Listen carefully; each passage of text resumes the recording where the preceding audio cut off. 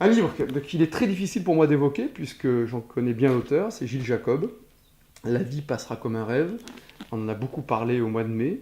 Il faut le lire, il faut vous le procurer, parce que cela parle de Cannes, du festival, parce que cela parle d'un homme atypique, un homme intelligent, un homme qui a une liberté d'esprit, qui est à la fois dur et diplomate, un homme qui contribue à faire que Cannes faire que Cannes est Cannes, quoi. Et Cannes à tous les sens du terme, le festival comme la ville, avec là aussi, comme toujours, ses défauts, ses travers, et tant mieux. En tout cas, c'est un livre extrêmement humain, de quelqu'un qui sait écrire, ce qui n'est pas toujours évident. Et je crois que pour celles et ceux qui s'intéressent à notre village mondial, il est évidemment indispensable. Les coulisses du Festival de Cannes par son président Gilles Jacob. Un dernier livre, c'est pas le dernier ouvrage de Karim Achoui, c'est l'avant-dernier, celui avant sa condamnation dans le procès de l'évasion de Ferrara, L'avocat à abattre. C'est chez le Cherche Midi, donc le grand éditeur, à lire parce que, bien sûr, c'est une stratégie de défense. Ce livre est sorti au moment des plaidoiries dans le dossier Ferrara qui a valu une condamnation à Karim Achoui. Mais il faut le lire parce qu'il dit des choses lourdes et c'est une des affaires, l'affaire Achoui en général, à mon avis les plus graves et de celles qui interpellent le plus aujourd'hui. Alors, est-ce que Karim Achoui est un immense fumiste ou menteur?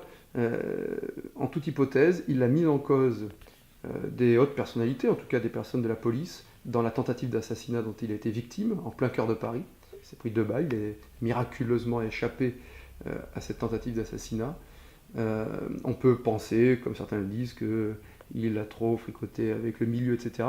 Fort possible, en toute hypothèse, monsieur est avocat, il a eu une tentative d'assassinat, il a mis en cause la police nationale. Une plainte devait être déposée par le ministère de l'Intérieur, ça n'a pas été le cas, n'a pas été déposée.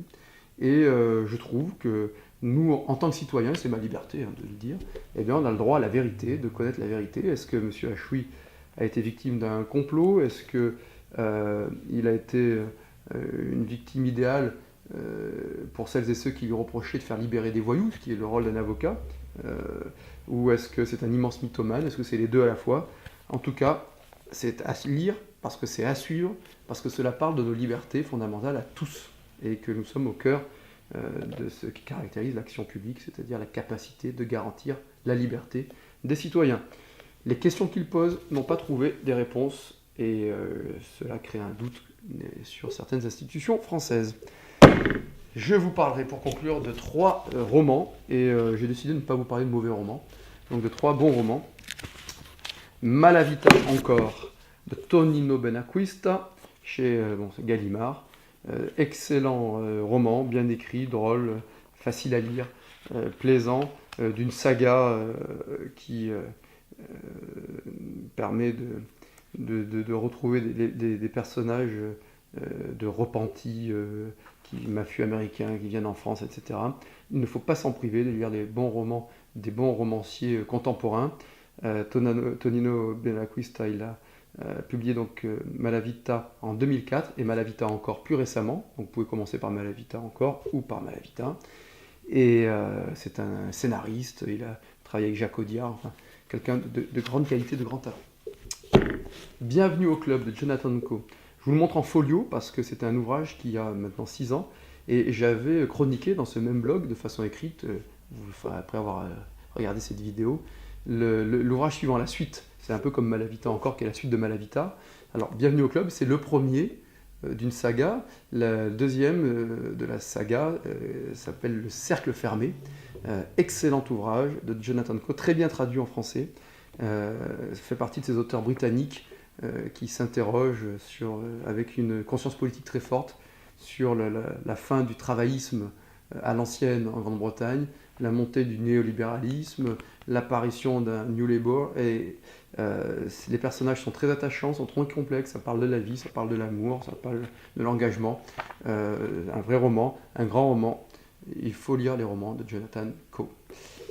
Et puis j'en terminerai par un ouvrage qui m'a été recommandé par un ami, Dr Jardry, Jean-Pierre, que je salue, et qui est plus que recommandé, même offert, et qui s'appelle L'ami de jeunesse d'Antoine Sénanque. Voilà. Très très très bon livre.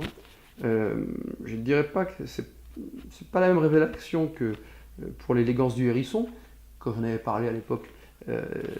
C'était pas encore un film, c'était pas encore un best-seller, mais on est sur du roman français actuel, contemporain, de très très haut niveau en termes d'écriture, ce qui est vraiment plaisant.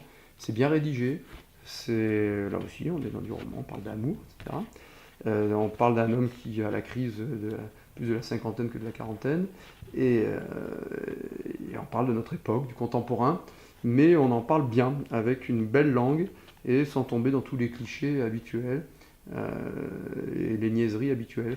Donc c'est vraiment un ouvrage que je vous recommande, chez Grasset, L'ami de jeunesse d'Antoine Sénanque, qui en plus est un joli nom. Voilà pour cette rapide revue littéraire. Je vous parlais d'autres ouvrages que j'ai lus récemment, mais je n'ai pas retrouvé pour vous les présenter à travers cette vidéo. Et puis je vous parlais bientôt de ce que je suis en train de lire. John Kennedy Toole, La conjuration des imbéciles, qui m'a été recommandé par un fidèle blogueur, lui aussi très très bien connu, que j'ai cité déjà la dernière fois dans ma revue littéraire, et qui m'a fait une bonne recommandation, puisque les 200 premières pages que je viens de lire sont remarquables, très originales, un roman qui est devenu un roman culte, mais je vais en parler la prochaine fois. Et enfin, un ouvrage qu'il me tarde de découvrir, Autoportrait de l'auteur en coureur de fond, de Haruki Murakami. Là aussi, comme la littérature britannique, j'ai une passion pour la littérature japonaise, et cet ouvrage, en tout cas sa 4e de couverture, est très incitatif, donc je vous dirai ça dans quelques semaines. Et puis n'oubliez pas, en cette saison d'été, de lire les bonnes revues. L'avantage de l'été, c'est que l'actualité est un peu en sommeil, et la partie magazine peut être faite de façon plus rigoureuse. Les enjeux, les échos, vous le trouvez encore sur les empires économiques. Un bon rappel, une bonne présentation des grandes étapes des empires économiques qui permettent de relativiser les crises que l'on connaît aujourd'hui par la maîtrise de l'histoire et de l'antériorité. L'histoire est indispensable à une bonne analyse du monde d'aujourd'hui. C'est une banalité de le dire, mais c'est bien de le pratiquer.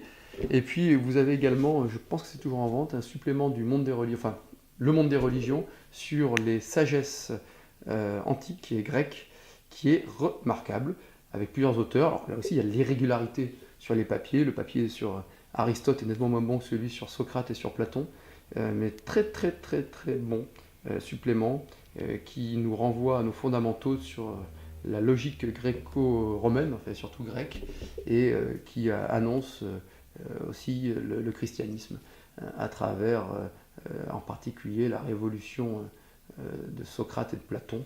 En tout cas, voilà ce que je pouvais vous dire aujourd'hui rapidement, en vous remerciant une fois de plus d'avoir regardé cette trop longue vidéo, et puis de nous aider à faire partager l'amour de la lecture, qui est le meilleur des antidépresseurs. Bon été à toutes et à tous. Merci.